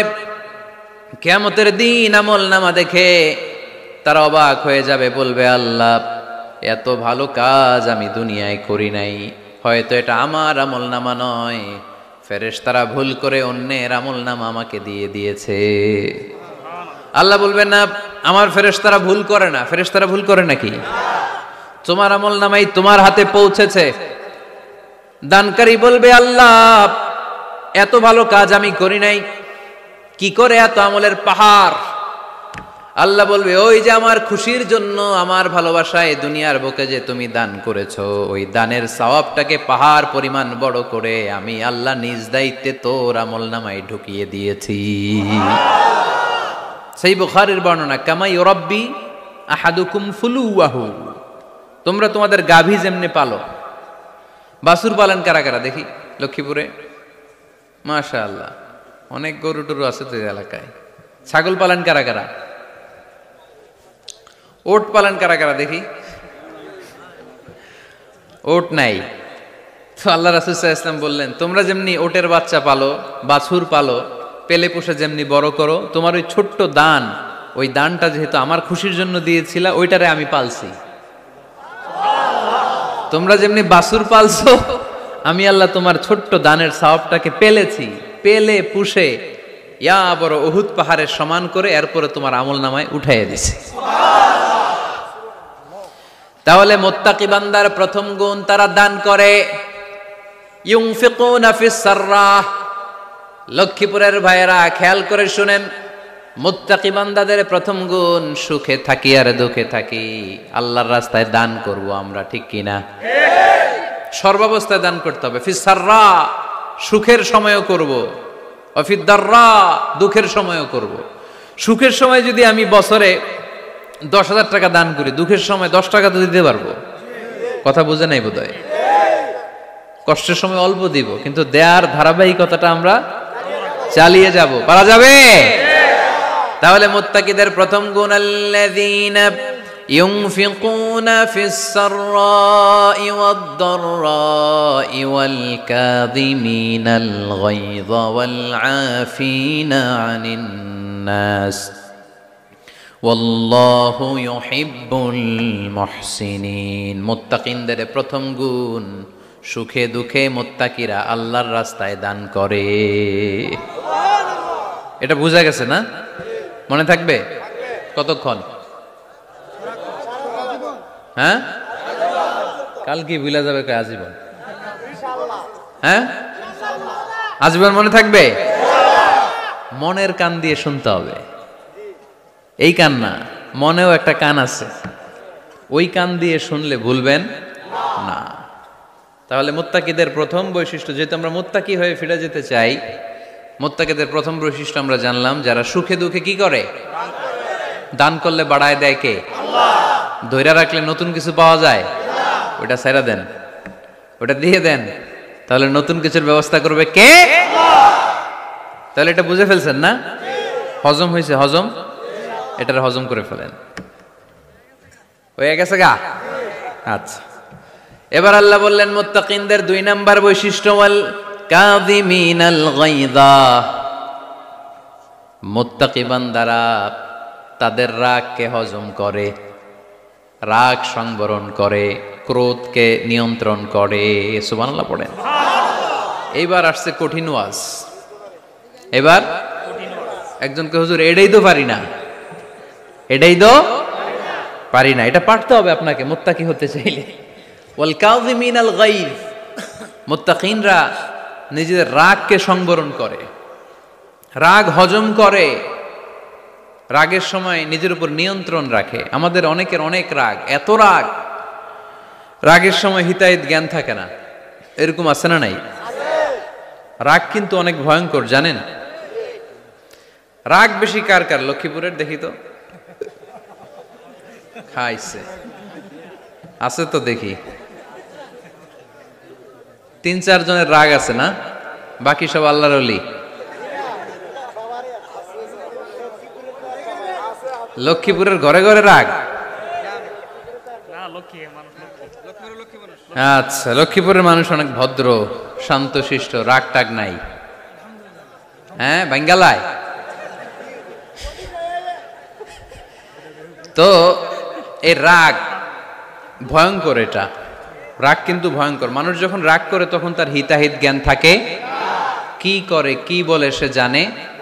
পৃথিবীর সবাই আমরা রাগী, কেউ কম কেউ বেশি। এটা ভেরি ন্যাচারাল। আমাদের দেহে একটা হরমোন আছে, অ্যাড্রেনালিন বলে আর কি এটাকে। Adrenaline hormone triggers up your bodies fight response. এটা যখন নিঃসরিত হয় দেহ থেকে, আপনার বডি তখন ফাইট করতে মনে চায়। কোপায়ালামু, মাইরালামু তরে, হোতায়ালামু অক্করে, এরকম একটা অ্যাটিটিউড চলে আসে না? এটা ন্যাচারাল। এই অ্যাড্রেনালিন হরমোন যখন নিঃসরিত হয়, এটা আপনার ফাইট রেসপন্সকে ট্রিগার আপ করে। তখন আপনার দেহ খুব উত্তেজিত, ফাইট করতে মনে চায়, এখনই ধরি ওরে। আছে না নাই? তবে এটা ভালো কাজে লাগাইতে হবে। রাগটা পারা যাবে না। রাগ কিন্তু খুব ভয়ঙ্কর। এই রাগের শারীরিক মানসিক অনেক ক্ষতি আছে। হার্ট অ্যাটাক করে অনেকে রাগে, স্ট্রোক করে ফেলে। রাগ হচ্ছে অনেকটা ঝড়ের মতো। কিসের মতো? ঝড় যেমনি একদিক থেকে এসে সব লন্ড ভন্ড করে দিয়ে অন্য দিক দিয়ে ছুটে চলে যায়, যখন ঝড়টা হয় তখন অত টের পাওয়া যায় না। রাগও তেমন। যখন রাগটা আসে কি যে করে ফেলছি তখন বোঝা যায় না, রাগ চলে যাওয়ার পরে মাথা ঠান্ডা হওয়ার পরে তখন বোঝা যায় হায় রে এটা কি করলাম। রাগের সময় দিয়ে দিছে তালাক, রাগের সময় কি করছে, রাগ যখন শেষ তখন কয় হায় হায় বউ তুমি তো আমার কৈতরি। মারামারি হয়, সম্পর্কের অবনতি হয়, স্বামী স্ত্রী সম্পর্কের বিচ্ছেদ ঘটে, বাবা ছেলের সাথে রাগ করে না, বাপে কয় দিমু না তোরে কিচ্ছু দিমু না, পোলায় কয় দিবা না কে, বাপে কয় দিলাম না, পোলায় কয় মারলাম তোমারে, বাপে কয় তোরে ত্যায্য করলাম, পোলা কয় কোপ দিলাম। আছে না নাই? শুনবেন এরকম বাবা ছেলে হতাহতের ঘটনা, হাজব্যান্ড ওয়াইফ ডিভোর্স পর্যন্ত গড়ায়, বন্ধু বন্ধুর সম্পর্ক নষ্ট হয় এই রাগের কারণে। দেখছেন আল্লাহ যেখানে যত ফোঁটা দেয়া দরকার ওই জায়গায় অত ফোঁটা দেয়, এটার নাম ইসলাম। এজন্য আল্লাহ বললেন মুত্তাকিদের 2 নাম্বার গুণ আল কাযিমিনাল গায়জ, মুত্তাকিনরা রাগকে সংবরণ করে, তারা অল্পতে চটে যায় না, তারা হট টেম্পার্ড না, তারা বুঝে শুনে কাজ করে, নিজের ক্রোধ আর রাগকে সংবরণ করতে জানে। সুবহানাল্লাহ পড়েন। আল্লাহ রাসূল বললেন লাইসা শাদীদু বিসুরআহ, কুস্তি করে যে অন্যকে শোয়ায় ফেলতে পারে সে শক্তিশালী নয়। ইন্নামা শাদীদুল্লাযী ইয়ামলিকু নাফসাহু ইনদাল গাদাব, রাগের সময় যেই ব্যক্তি নিজের উপর নিয়ন্ত্রণ রাখতে পারে আল্লাহর কাছে সেই হলো শক্তিশালী। এক একটা কথার ওজন দেখছেন আল্লাহ রাসূল সাল্লাল্লাহু আলাইহি ওয়াসাল্লামের, লাইসা শাদীদু বিসুরআহ, যে কুস্তি খেলতে পারে ভালো সে শক্তিশালী না, বরং ইন্নামা শাদীদুল্লাযী ইয়ামলিকু নাফসাহু ইনদাল গাদাব, রাগের সময় যে নিজেকে নিয়ন্ত্রণ করতে পারে সেই শক্তিশালী। সুবহানাল্লাহ পড়ে। এজন্য আমি মুত্তাকি হমু হুজুর, হুজুর আজকের ওয়াজ শুনে আমি মুত্তাকি, শুধু হাত তুলে মুত্তাকি বললে হবে? রাগ নিয়ন্ত্রণের, রাগ কন্ট্রোল করার অভ্যেস নিজের মধ্যে জাগ্রত করতে হবে, ঠিক কিনা? এক সাহাবী এসে বললেন ইয়া রাসূলুল্লাহ আউসিনি ইয়া রাসূলুল্লাহ, আমারে কিছু নসিহত করেন। বিশ্বনবী বললেন লা তাগদাব, ও সাহাবী তুমি রেগে যেও না। সাহাবী বললেন নবী আবার ওসিয়ত করেন। বিশ্বনবী বললেন তুমি রেগে যেও না। সাহাবী বললেন শুনলাম তো এটা, আরেকটা কিছু কন। বিশ্বনবী বললেন রেগে যেও না। রাদ্দাদা মিরারান, বারবার যতবার সাহাবী বিশ্বনবীর কাছে নসিহত চাইলেন, বিশ্বনবী একটা নসিহতই করলেন, রেগে যেও না, কারণ রেগে গেলেন তো হেরে গেলেন। রেগে গেলেন তো হেরে গেলেন। ওরা আপনারে রাগাতে চাইবে, আপনি ঝগড়া করতে চান না, ওরা আপনারে পায়ে পাড়া দিয়ে ঝগড়ায় নামাতে চাইবে। চিল্লা এখন ঠিক কিনা? ওরা পায়ে পাড়া দিয়ে ঝগড়া করবে, ওরা আপনারে অলওয়েজ পোক করবে, ওরা আপনারে হট টেম্পার্ড বানাতে চাবে, আপনারে অস্থির করে দিতে চাবে। কিন্তু ফর্মুলা আমাদের ভালো জানা আছে, আমরা কোরআন থেকে ফর্মুলা নিয়ে চলি, মানব রচিত কোনো ফর্মুলায় আমরা চলি না। জোরে বলেন ঠিক কিনা? মুত্তাকিনদের 2 নাম্বার বৈশিষ্ট্য ওয়াল কাযিমিনাল গায়জ, মুমিনরা নিজেদের রাগকে নিয়ন্ত্রণ করে। রাগ নাইকার, ক্ষোভ নাইকার, কিন্তু মুমিনরা মুত্তাকিনরা চাইলেই রাগ দেখায় না, তারা রাগকে কি করে? পারবেন ইনশাআল্লাহ। আজকে থেকে ভাবির আর বকবেন না তো, ঝগড়া করবেন না তো, ছেলে মেয়েদের উপর উত্তেজিত হবেন না তো, হ্যাঁ রাগারাগি করবেন, মনে থাকবে তো? আল্লাহ রাসূল সাল্লাল্লাহু আলাইহি ওয়াসাল্লাম কখনোই রাখতেন না। সুবহানাল্লাহ নাই? আল্লাহ রাসূল সাল্লাল্লাহু আলাইহি ওয়াসাল্লাম কখনোই, ওনার সাথে কেউ খারাপ আচরণ করলে উনি রাখতেন না। ওনাকে অত্যাচার করা হয়েছে তিনি রাখতেন না, জুলুম করা হয়েছে তিনি রেগে যেতেন না। রাসূল সাল্লাল্লাহু আলাইহি ওয়াসাল্লাম মক্কায় যখন নামাজ পড়তেন, উটের পচা নাড়ি ভুঁড়ি আল্লাহ রাসূল সাল্লাল্লাহু আলাইহি ওয়াসাল্লাম ঘাড়ে আর পিঠের উপর চাপিয়ে দেয়া হতো। আমাদের কার কার পিঠের উপর নামাজ অবস্থায় উটের বা গরুর নাড়ি ভুঁড়ি চাপায়া দেয়া হয়েছে এলাকায়? আছে কেউ? নাই। তায়েফের ময়দানে আল্লাহ রাসূল সাল্লাল্লাহু আলাইহি ওয়াসাল্লাম দাওয়াত দিতে গেলেন, নিজের লাভের জন্য না তায়েফবাসীদের লাভের জন্য? খেয়ে না খেয়ে দিন প্রচারের কাজে নিজেকে দিয়েছ বিলিয়ে, তায়েফের কাফিরেরা চিনল না সে আলো, দুষ্ট ছেলেদের পিছু দিল লেলিয়ে পাথরের আঘাতে, ক্ষত বিক্ষত হয়ে সারা শরীর থেকে রক্ত ঝরে। হে রাসূল তোমাকে ভুলি আমি কেমন করে, হাজার ব্যথা বেদনার পরে। ফিরে আসনি তুমি আপন ঘরে, দিনের আলো তুমি ছড়িয়ে দিতে, চলে গেলে মদিনায় মক্কা ছেড়ে। হে রাসূল তোমাকে ভুলি আমি কেমন করে, হে রাসূল তোমাকে ভুলি আমি কেমন করে। ঠিক কিনা? তাইফের ময়দানে রক্তাক্ত হলেন তিনটা জায়গায়, দেখে এসেছি আমি। এখানে আহত করা হলো, আবার উঠে দাঁড়ালেন, আবার পাথর মারা হলো। কোন গায়ে পাথর মেরেছ তোমরা? এরকম সুন্দর শরীর পৃথিবীর কোন দ্বিতীয় মানুষের ছিল নাকি? এত সুশ্রী মানুষ, শুভ্র মানুষ, পরিচ্ছন্ন মানুষ দুনিয়াতে দ্বিতীয়টা ছিল না। এত নুরানি চেহারার মানুষ পৃথিবীতে দ্বিতীয়টা নাই। এই মহানবীকে ওরা পিটিয়ে রক্তাক্ত করেছে, পাথর মেরে রক্তাক্ত করেছে 3 বার। গেছি ওদের লাভের জন্য, ওরা আমারে মারল। আহা, তারপরও রাসূল সাল্লাল্লাহু আলাইহি ওয়াসাল্লাম কি রেগে গিয়েছেন? কারণ রেগে গেলেন তো হেরে গেলেন। কোনোভাবেই রাসূল সাল্লাল্লাহু আলাইহি ওয়াসাল্লাম রাখতেন না। নিজের উপর অত্যাচার আসলে রাসূল সাল্লাল্লাহু আলাইহি ওয়াসাল্লাম রাগেন নাই। আনাস রাদিয়াল্লাহু তাআলা আনহু আল্লাহ রাসূলের খাদেম ছিল। উনি বললেন, কুনতু আমশি মা রাসূলিল্লাহ, আমি একবার রাসূল সাল্লাল্লাহু আলাইহি ওয়াসাল্লামের সাথে কোথাও যাচ্ছিলাম। ওয়া আলাইহি বুরদুন নাজরানি, তখন রাসূল সাল্লাল্লাহু আলাইহি ওয়াসাল্লামের গায়ে ছিল নাজরান থেকে আনা একটা চাদর। আপনারা চাদর পরেন না শীতকালে? রাসূল সাল্লাল্লাহু আলাইহি ওয়াসাল্লাম চাদর পরতেন। রাসূল সাল্লাল্লাহু আলাইহি ওয়াসাল্লাম নাজরান দেশ থেকে আনা একটা চাদর পরেছেন, গলিজুল হাশিয়া, যেই চাদরের এই কর্নারের ডিজাইনটা ছিল খসখসে। কি ছিল? হঠাৎ এক বেদুইন এসে রাসূল সাল্লাল্লাহু আলাইহি ওয়াসাল্লামের চাদর ধরে টান দিল। টান দেওয়ার সাথে সাথে রাসূল সাল্লাল্লাহু আলাইহি ওয়াসাল্লামের ঘাড়ের এই চামড়া ছিঁড়ে গেল।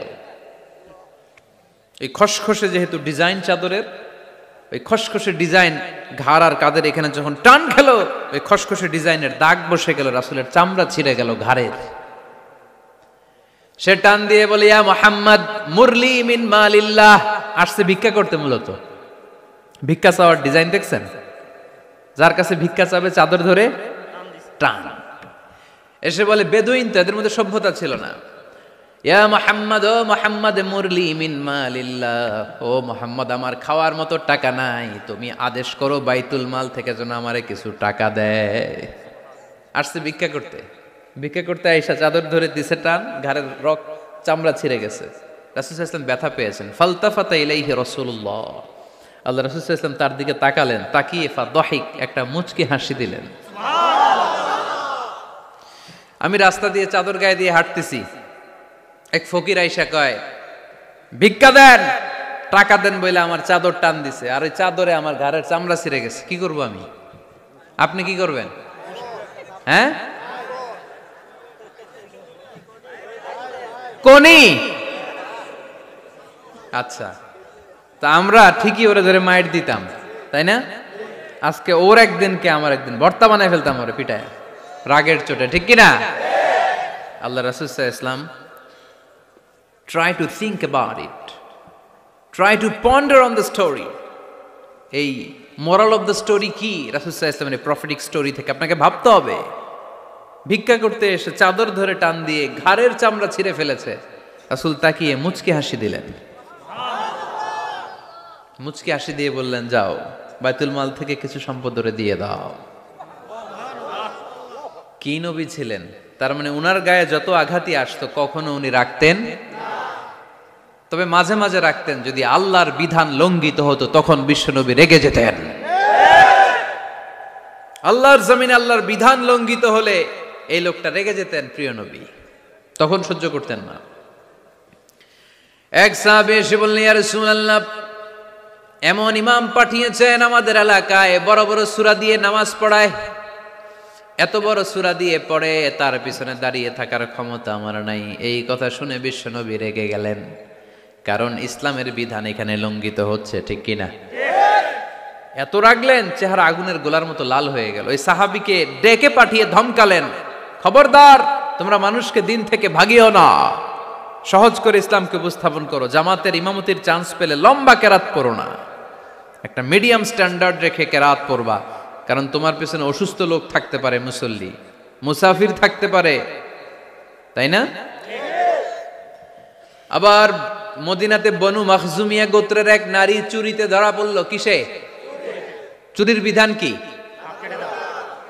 السارق والسارقة فاقطعوا أيديهما جزاء بما كسبا نكالا من الله والله عزيز حكيم। চোর বা চুন্নি দামি কোনো জিনিস যদি চুরি করে নেয় তাহলে তার হাত কেটে দাও। If anyone steal something precious from the society, the government should cut down his right hand. Government কাটবে, আপনি কাটেন না। আবার মুরগি একটা চুরি করছে, দইরা রামদা দিয়ে এক কোপ, এরকম করা যাবে না, ওটা গভর্নমেন্ট করবে। তো রাসূল সাল্লাল্লাহু আলাইহি ওয়াসাল্লাম ছিলেন চিফ অফ দা গভর্নমেন্ট, রাসূল সাল্লাল্লাহু আলাইহি ওয়াসাল্লাম ডান হাত কেটে দিবে। কিন্তু যেই মেয়েটা চুরি করছে এলাকার খুব সম্ভ্রান্ত বংশের মেয়ে, অনেক সময় হয় না এমপির মেয়ে, চেয়ারম্যানের মেয়ে, বড় বিজনেস ম্যাগনেটের মেয়ে, ছেলে অন্যায় করে ফেলছে একটা, আছে না নাই? এখন সাহাবীরা দেখলেন মদিনায় যদি বিশ্বনবী এই চুরির বিচার কার্যকর করে মেয়েটার হাত কেটে দেয়, এই মেয়েটার সম্ভ্রান্ত বংশের লোকেরা বিশ্বনবীর উপর চড়াও হবে, নতুন করে দাঙ্গা বাঁধবে, সবাই যে বিশ্বনবীর কাছে বলবে, কিন্তু কেউ সাহস পায় না। উসামা বিন যায়েদ বিশ্বনবীর ভালোবাসা বড়ই পছন্দ করতেন বিশ্বনবী। সাইয়েদনা উসামা বিন যায়েদ রাদিয়াল্লাহু তাআলা আনহুকে সবাই বললেন, উসামা তুমি যাও, তোমারে বিশ্বনবী বড্ড ভালোবাসে, তুমি বললে তোমার কথা নবী ফিরাবে না। সাইয়েদনা উসামা যে বললেন, ইয়া রাসূলুল্লাহ, সবাই মিলে আমারে পাঠিয়েছে যেন আমি সুপারিশ করি, যদিও বনু মাখজুমিয়া গোত্রের মেয়েটা চুরিতে ধরা পড়েছে, মেয়েটা আসলেই চোর, চুরি করেছে, কিন্তু বড় একটা বিষয়কে খেয়াল করে নবী সবার সুপারিশের কারণে এই মেয়েটার হাত আপনি কেটে দিয়েন না। এই কথা বলার সাথে সাথে বিশ্বনবীর চেহারাটা আগুনের গোলার মতো লাল হয়ে গেল, ক্ষেপে গেলেন বিশ্বনবী, রেগে গেলেন, আর বললেন, এত বড় সাহস কোত্থেকে পেলে ওসামা? এটা তো আল্লাহর আইন, চোর চুরি করলে হাত কাটো কার আইন? বাংলাদেশে যদি এই আইন চালু হয় চোর খুঁজে পাওয়া যাবে? দেশের টাকা যারা চুরি করে এদেরকে পাওয়া যাবে? পেঁয়াজের দাম যারা বাড়ায় এদের খুঁজে পাওয়া যাবে? মজুদদারদেরকে আর খুঁজে পাওয়া যাবে না, সব চোর মানুষ হয়ে যাবে, ঠিক কি না? একটা বিচার যদি করে, সরাসরি সম্প্রচার, সব টিভিতে লাইভ ব্রডকাস্ট আমরা দেখলাম চোরের হাত কাটতেছে কিভাবে, এরপরে চুরি করার আগে 10 বার ওর আত্মা কেঁপে উঠবে। রাসূল সাল্লাল্লাহু আলাইহি ওয়াসাল্লাম বললেন, এটা আল্লাহর আইন, কেমন করে তুমি সুপারিশ করো আল্লাহর আইন থামানোর জন্য? লাউ কানা ফাতিমাতু বিনতে মুহাম্মাদিন সারাকাত লাকাতা মুহাম্মাদুন ইয়াদাহা, আজকে আমার কলিজার টুকরা নয়নের পুটুলি ফাতেমাও যদি চুরিতে ধরা পড়তো, আমি ফাতেমার হাতটা কেটে দিতে 1 সেকেন্ডও দেরি করতাম না। আমার মেয়ে ফাতেমাও যদি চুরি করতো, আমি হাত কেটে দিতে দেরি করতাম। রেগে যেতেন প্রচন্ড, এমনি রাখতেন না, কেউ আক্রমণ করলে ব্যথা দিলে কষ্ট দিলে রাখতেন না, কিন্তু আল্লাহর জমিনে আল্লাহর বিধান যখন লঙ্ঘিত হতো আল্লাহ রাসূল সাল্লাল্লাহু আলাইহি ওয়াসাল্লাম রেগে যেতেন। তাহলে কোথায় রাগ করবেন আর কোথায় করবেন না বোঝা গেছে তো? সব জায়গায় রাগ করা যাবে? এজন্য মুত্তাকিনদের 2 নাম্বার বৈশিষ্ট্য, ওয়াল কাযিমিনাল গায়যা, মুত্তাকিনরা রাগ দেখায় না, মেজাজ দেখায় না, বরং মুত্তাকিন বান্দারা আল্লাহর খুশির জন্য নিজের রাগ আর ক্রোধকে নিয়ন্ত্রণ করে। রাসূল সাল্লাল্লাহু আলাইহি ওয়াসাল্লাম আল্লাহর বিধান লঙ্ঘিত হলে রেগে যেতেন, এছাড়া রাখতেন না। একবার তাহাজ্জুদের সময় সাইয়েদনা আলী রাদিয়াল্লাহু তাআলা আনহু আর ফাতেমা রাদিয়াল্লাহু তাআলা আনহাকে ডাকতে গেলেন তাহাজ্জুদ পড়ার জন্য। কিসের জন্য? যে ডাকলেন, দরজায় কড়া নাড়লেন, আলী ওঠো, ফাতিমা ওঠো, কিন্তু সাইয়েদনা আলী রাদিয়াল্লাহু তাআলা আনহু বললেন, কি জন্য উঠবো? আল্লাহ রাসূল সাল্লাল্লাহু আলাইহি ওয়াসাল্লাম বললেন, তাহাজ্জুদের জন্য। আলী রাদিয়াল্লাহু তাআলা আনহু একটু কৌশল করে বললেন, আমাদের রুহু তো আল্লাহর হাতে। রুহু কার হাতে?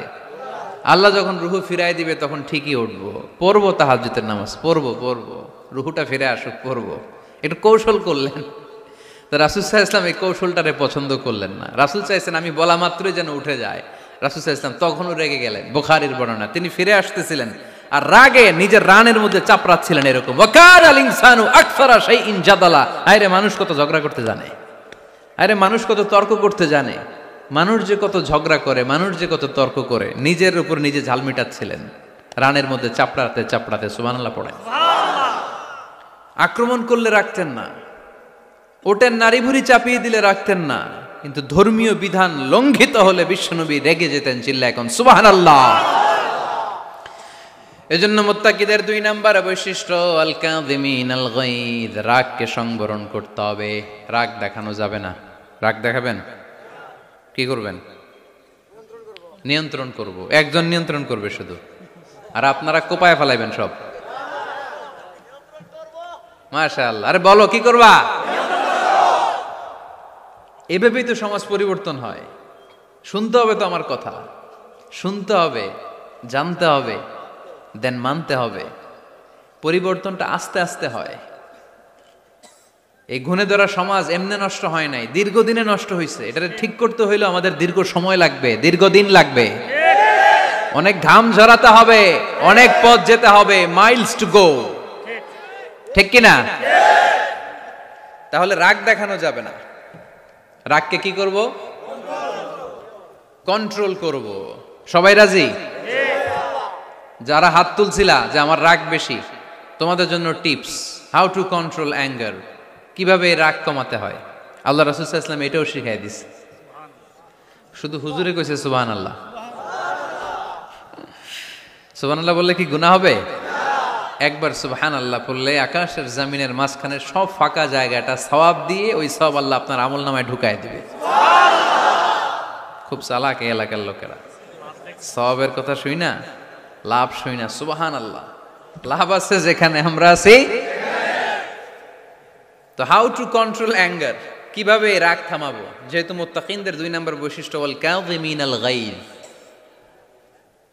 মুত্তাকিদের বৈশিষ্ট্য তারা রাগকে নিয়ন্ত্রণ করে। আল্লাহ রাসূল শিখাই দিলেন, 4টা পদ্ধতি শিখালেন রাগ কমানোর। কয়টা মনে থাকবে? অ্যাপ্লাই করবো এগুলো, দেখবো আজকে থেকে রাগ কমে কিনা। পারা যাবে?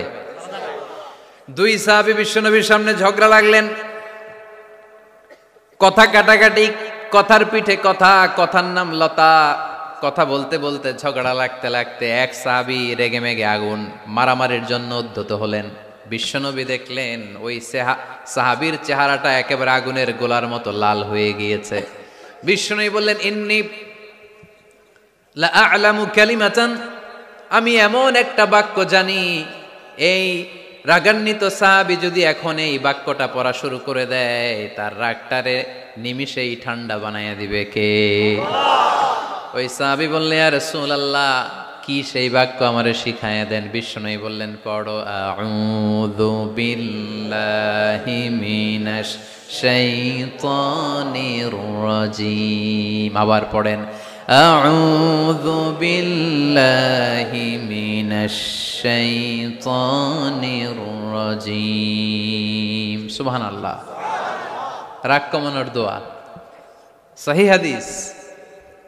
ওই সাহাবী যদি এই বাক্যটা পড়ে তার রাগ কমে যাবে। বাক্যটা হচ্ছে আউযু বিল্লাহি মিনাশ শাইতানির রাজিম, বিতাড়িত শয়তানের কাছ থেকে আল্লাহর কাছে পানাহ চাচ্ছি, প্রোটেকশন চাচ্ছি। বলতে দেরি, রাগ থামতে দেরি হবে না। টিপস নাম্বার 1 মনে থাকবে তো? টিপস নাম্বার 2, বিশ্বনবী বললেন, ইযা গাদিবা আহাদুকুম ফালইয়াসকুত, তোমাদের যখন প্রচন্ড রাগ চলে আসে, বেশি যখন, প্রচন্ড যখন তোমরা রেগে যাও, তখন কথা বন্ধ করে চুপ হয়ে যাও। কি করতে হবে? চুপ, একেবারে চুপ। অনেকে রাগের সময় গড়গড় করে কি যেন বলতে থাকে, আছে না নাই? রাগে গড়গড় করতে থাকে আর কি যেন বলতে থাকে। যত বলবেন, যত গালি দিবেন, বলে না গালি দেয় না রাগের সময়, অশ্রাব্য ভাষায় অনেকে গালিগালাজ শুরু করে দেয়, আছে না নাই? না, আসুকুত, ইদা গাদিবা আহাদুকুম ফালিয়াসকুত। আল্লাহ রাসূল সাল্লাল্লাহু আলাইহি ওয়াসাল্লাম বললেন, যখন তোমাদের কেউ প্রচন্ড রেগে যায়, সে তার কথা যেন বন্ধ করে দেয়, চুপ। Keep silent, keep quiet, relax, cool. পারবেন? তাহলে প্রথম টিপস কি পড়তে হবে? বাইরে নামক দিয়া পড়েন আউযু বিল্লাহি মিনাশ শাইতানির রাজিম। এটা হলো 1 নাম্বার টিপস। 2 নাম্বার টিপস, ইযা গাদিবা আহাদুকুম ফালইয়াসকুত। মাশাআল্লাহ, চুপ থাকতে হবে। বেশি রাগ চলে আসলে কি করতে হবে? চুপ থাকতে হবে। 3 number tips, lower your action. আপনার অ্যাকশনকে কমায় দেন। কিন্তু আমরা ওই সময় মারি ডাইরেক্ট অ্যাকশন। রাগের সময় আমরা কি করি? আল্লাহ রাসূল বললেন লোয়ার, মিনিমাইজ ইউর অ্যাকশন। কি বললেন আল্লাহ রাসূল? অ্যাকশন কমাও, কার্যক্রম কমায় দাও। ইযা গাদিবা আহাদুকুম ওয়া হুয়া কাইম ফালিয়াজলিস। দাঁড়ানো অবস্থায় তোমাদের কেউ যদি রেগে যায় সে যেন বসে পড়ে। ফাইন যাহাবা আনহুল গাদাবু ওয়া ইল্লা ফালিয়াত্তাজি। কেউ যদি দাঁড়ানো অবস্থায় রেগে যায় সে যেন বসে পড়ে। বসে থাকার পরেও যদি তার রাগ কমতে না চায় সে যেন শুয়ে পড়ে। তাহলে দাঁড়ানো অবস্থায় রাগ আসলে কি করবেন? বসা অবস্থায় রাগ আসলে, শোয়া অবস্থায় রাগ আসলে চোখ বন্ধ করে ঘুমায় যাবেন। রাগ আসবে আর সুবহানাল্লাহ কইবেন না? কত বড় ফিজিশিয়ান, কত বড় ডাক্তার আল্লাহ রাসূল সাল্লাল্লাহু আলাইহি ওয়াসাল্লাম। সুবহানাল্লাহ পড়েন। কয়টা গেল? কয়টা? 1 নাম্বার কি পড়া? মাশাআল্লাহ। 2 নাম্বার চুপ থাকা। 3 নাম্বার দাঁড়ায় থাকলে বসে যাওয়া, বসা থাকলে পারবেন? 4 নাম্বারটা অনেক মজার টিপস, শুনবেন? আল্লাহ রাসূল সাল্লাল্লাহু আলাইহি ওয়াসাল্লাম বললেন 4 নাম্বার টিপস শুনো। ইন্নাল গাদাবা মিনাশ শাইতান। নিশ্চয়ই রাগ আসে শয়তান থেকে। ওয়া ইন্নাশ শাইতানা খুলিকা মিনান নার। শয়তান তৈরি আগুন থেকে। ওয়া ইন্নান নারা তুতফাউ বিল মা। আগুন নিবানো হয় পানি দিয়ে।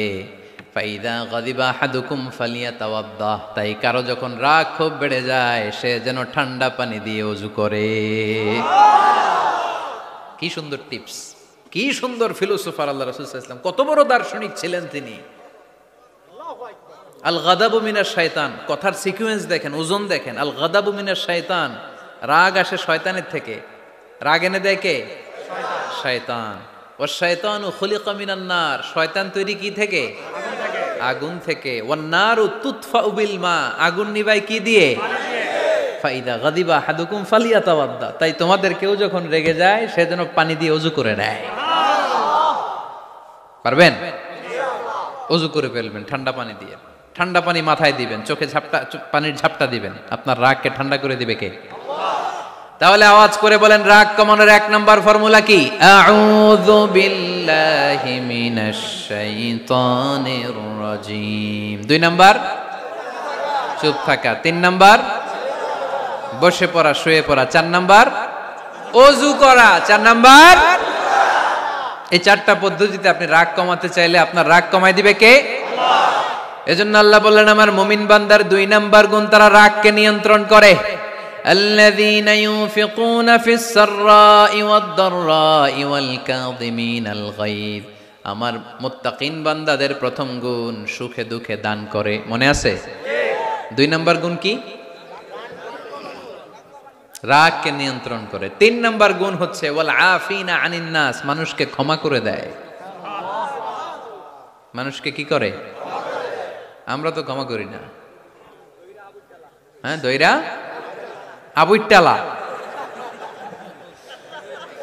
মানে কি? এটার মিনিং কি? ফিশালায়। হ্যাঁ, কি করে? আইক্কালায়, আইজ্জালায়, আইক্কালা, আইক্কালা আঞ্চলিক শব্দ। আঞ্চলিক শব্দগুলো অনেক সুন্দর, এক এক জেলায় এক এক রকম। তার মানে আমরা ক্ষমা করতে চাই না, আমরা দইরা আইক্কালাই। তার মানে আমরা রাগ ঝাড়ি আর কি। ভিতরে যে ক্ষোভ জমা থাকে এগুলো ঝাড়ি, আমরা ক্ষমা করতে চাই না। কিন্তু ভাই মুত্তাকি যদি হতে চান আপনাকে ক্ষমা করে দিতে হবে। কি করবেন? কি করবেন? ক্ষমা করে দেন। আচ্ছা একটু আওয়াজ করে উত্তর দেন, আমরা আল্লাহর কাছে এই যে পাপ করি, অন্যায় করি, মাফ চাই না? ক্ষমা চাই না? আল্লাহ আমাদেরকে ক্ষমা করুক এটা আমরা চাই কি চাই না? আল্লাহ আমাদেরকে ক্ষমা করুক এটা আমরা চাই, কিন্তু আমরা আমাদেরকে ক্ষমা করতে পারি না। যদি আল্লাহর কাছে ক্ষমা পেতে চান তাহলে আগে নিজেরা নিজেদেরকে ক্ষমা করে দেন। আল্লাহ ভুল করছি, আল্লাহ মাফ করে দাও, ক্ষমা করো। আমি ক্ষমা চাইতেছি কিন্তু আমি ক্ষমা করি না আরেকজন রে। তো তুমি ক্ষমা করো না, তুমি ক্ষমা চাও কোন সাহসে? মা যাদাল্লাহু আবদান বিআফবিন ইল্লা ইজ্জান। আল্লাহর হাবিব ফরমান, কোন বান্দা যদি অন্য বান্দারে ক্ষমা করে দেয় আল্লাহ ওই বান্দার মর্যাদা বাড়িয়ে দেয়। ওয়া ইন তা'ফু ওয়া তাসফাহু ওয়া তাগফিরু ফাইন্নাল্লাহা গফুরুর রহিম। তুমি যদি অন্যরে মাফ করে দাও, তুমি যদি অন্যের ভুল ক্ষমা করে দাও, তোমার ভুলগুলো ক্ষমা করে দিবে কে? আল্লাহুম্মা ইন্নাকা আফুন কারীম। কদরের রাত্রে আমরা পড়ি আল্লাহ তুমি ক্ষমাশীল, তুহিব্বুল আফওয়া, ক্ষমা করাকে তুমি ভালোবাসো। ফাআফু আন্নি, আল্লাহ তুমি আমারে ক্ষমা করে দাও। আল্লাহর ক্ষমার জন্য দিনরাত চোখের পানি ছেড়ে আমরা কাঁদি, কিন্তু অন্যরে ক্ষমা করতে চাই না। কথাটা বুঝতে পারছেন? আমরা আল্লাহর ক্ষমা চাই কিন্তু আমরা আমাদেরকে ক্ষমা পেতে হলে আগে ক্ষমা পেতে হলে আগে ক্ষমা। মনে থাকবে তো? আমরা আসলে অতীতকে বয়ে বেড়াই, অতীতকে ভুলতে চাই না। কোন বছর কে আমারে মারছিল ওইটারে মনে রাখছি, কোন 20 বছর আগে আমারে অপমান করছিল মনে রাখছি, তোরেও আমি অপমান করুম। তুই আমারে মারছিলি, তোরেও মারুম। 20 মনে রাখিস, দেখাই দিমু। তো এই দেখেন, খেয়াল করে দেখেন, 20 বছর আগে কোথায় আমার অপমান করছিল ওইটা আমি ভুলি নাই, মনে রাখিয়া দিছি। তার মানে 20 বছর ধরে এটা জ্বলতেছে এদিকে। ক্ষতি কি আমার না অন্য কারো? এগুলো ভিতরে জ্বলে, প্রতিহিংসার আগুন আপনারে জ্বালিয়ে দিবে, প্রতিশোধ নেয়ার আগুন দিনকে দিন আপনারে জ্বালায়। আপনি যদি একদিন ওরে অপমান করেন, মারেন, ও একদিন জ্বলবে, মরবে, কিন্তু প্রতিদিন আপনি জ্বলবেন। চিল্লা এখন ঠিক কিনা? রাসূল সাল্লাল্লাহু আলাইহি ওয়াসাল্লাম ক্ষমা করে দিতেন। মক্কা বিজয়ের দিন সব কাফির মুশরিক গুলো আল্লাহ রাসূল সাল্লাল্লাহু আলাইহি ওয়াসাল্লামের পায়ের সামনে থারথার করে কাঁপছিল। সবাই ভেবেছে আমরাও যেরকম পাষাণ মুহাম্মদ মনে হয় তাই করবে, আমাদেরকে এবার কচুকাটা করবে। আল্লাহর রাসূল মক্কার কাফির মুশরিকদের এই দৃশ্য দেখে ঘোষণা দিয়ে দিলেন, ইযহাবু লা তাসরিবা আলাইকুমুল ইয়াউম, আজকে তোমাদের উপর আমার কোনো প্রতিশোধ নাই। ইযহাবু ফাআনতুমুত তালাকা, আমি তোমাদেরকে স্বাধীন করে দিলাম। ঐতিহাসিকরা বিশ্বনবীর এই বিশাল দিলদরিয়া দেখে অবাক হয়েছে।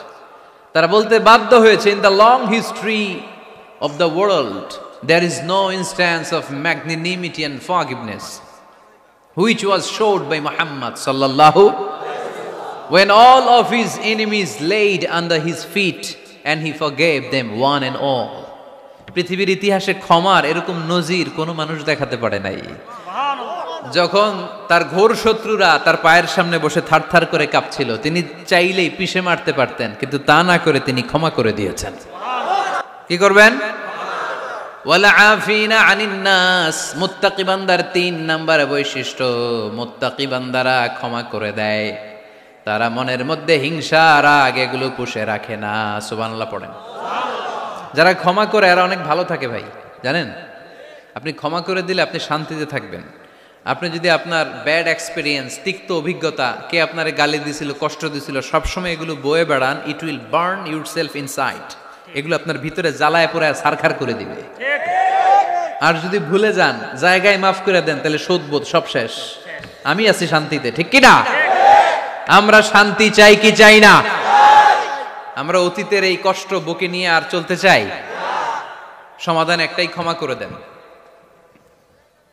স্ট্যামফোর্ড ইউনিভার্সিটি, ক্যালিফোর্নিয়ার স্ট্যামফোর্ড ইউনিভার্সিটির একজন প্রফেসর ফ্রেডরিক লাস্কিন, ওনার একটা আর্টিকেল আমি পড়েছি, ওখানে উনি গবেষণা চালিয়েছেন। অনেক মানুষের মধ্যে গবেষণা চালিয়ে দেখেছেন যে যারা অন্যরা ক্ষমা করতে পারে না এদের রোগবালাই বেশি, কষ্ট বেশি, আর যারা সহজে ক্ষমা করে দেয় এরা সবসময় শান্তিতে থাকে। এটা পরীক্ষিত, এটা ওনার একটা রিসার্চ। এরপর আমেরিকাতে একটা স্টেট আছে ম্যাসাচুসেট, এই ম্যাসাচুসেট জেনারেল হসপিটালে একজন পৃথিবী বিখ্যাত সাইকিয়াট্রিস্ট বসে, মনোবিজ্ঞানী, নাম হচ্ছে প্রফেসর হারবার্ট বেনসন। এই হারবার্ট বেনসন উনিও ওনার সব রোগীদেরকে দিয়ে একটা ফর্ম পূরণ করায়, সেখানে উনি কিছু কোশ্চেনার ছুড়ে দেয়, প্রশ্ন করে আর উত্তর নেয়।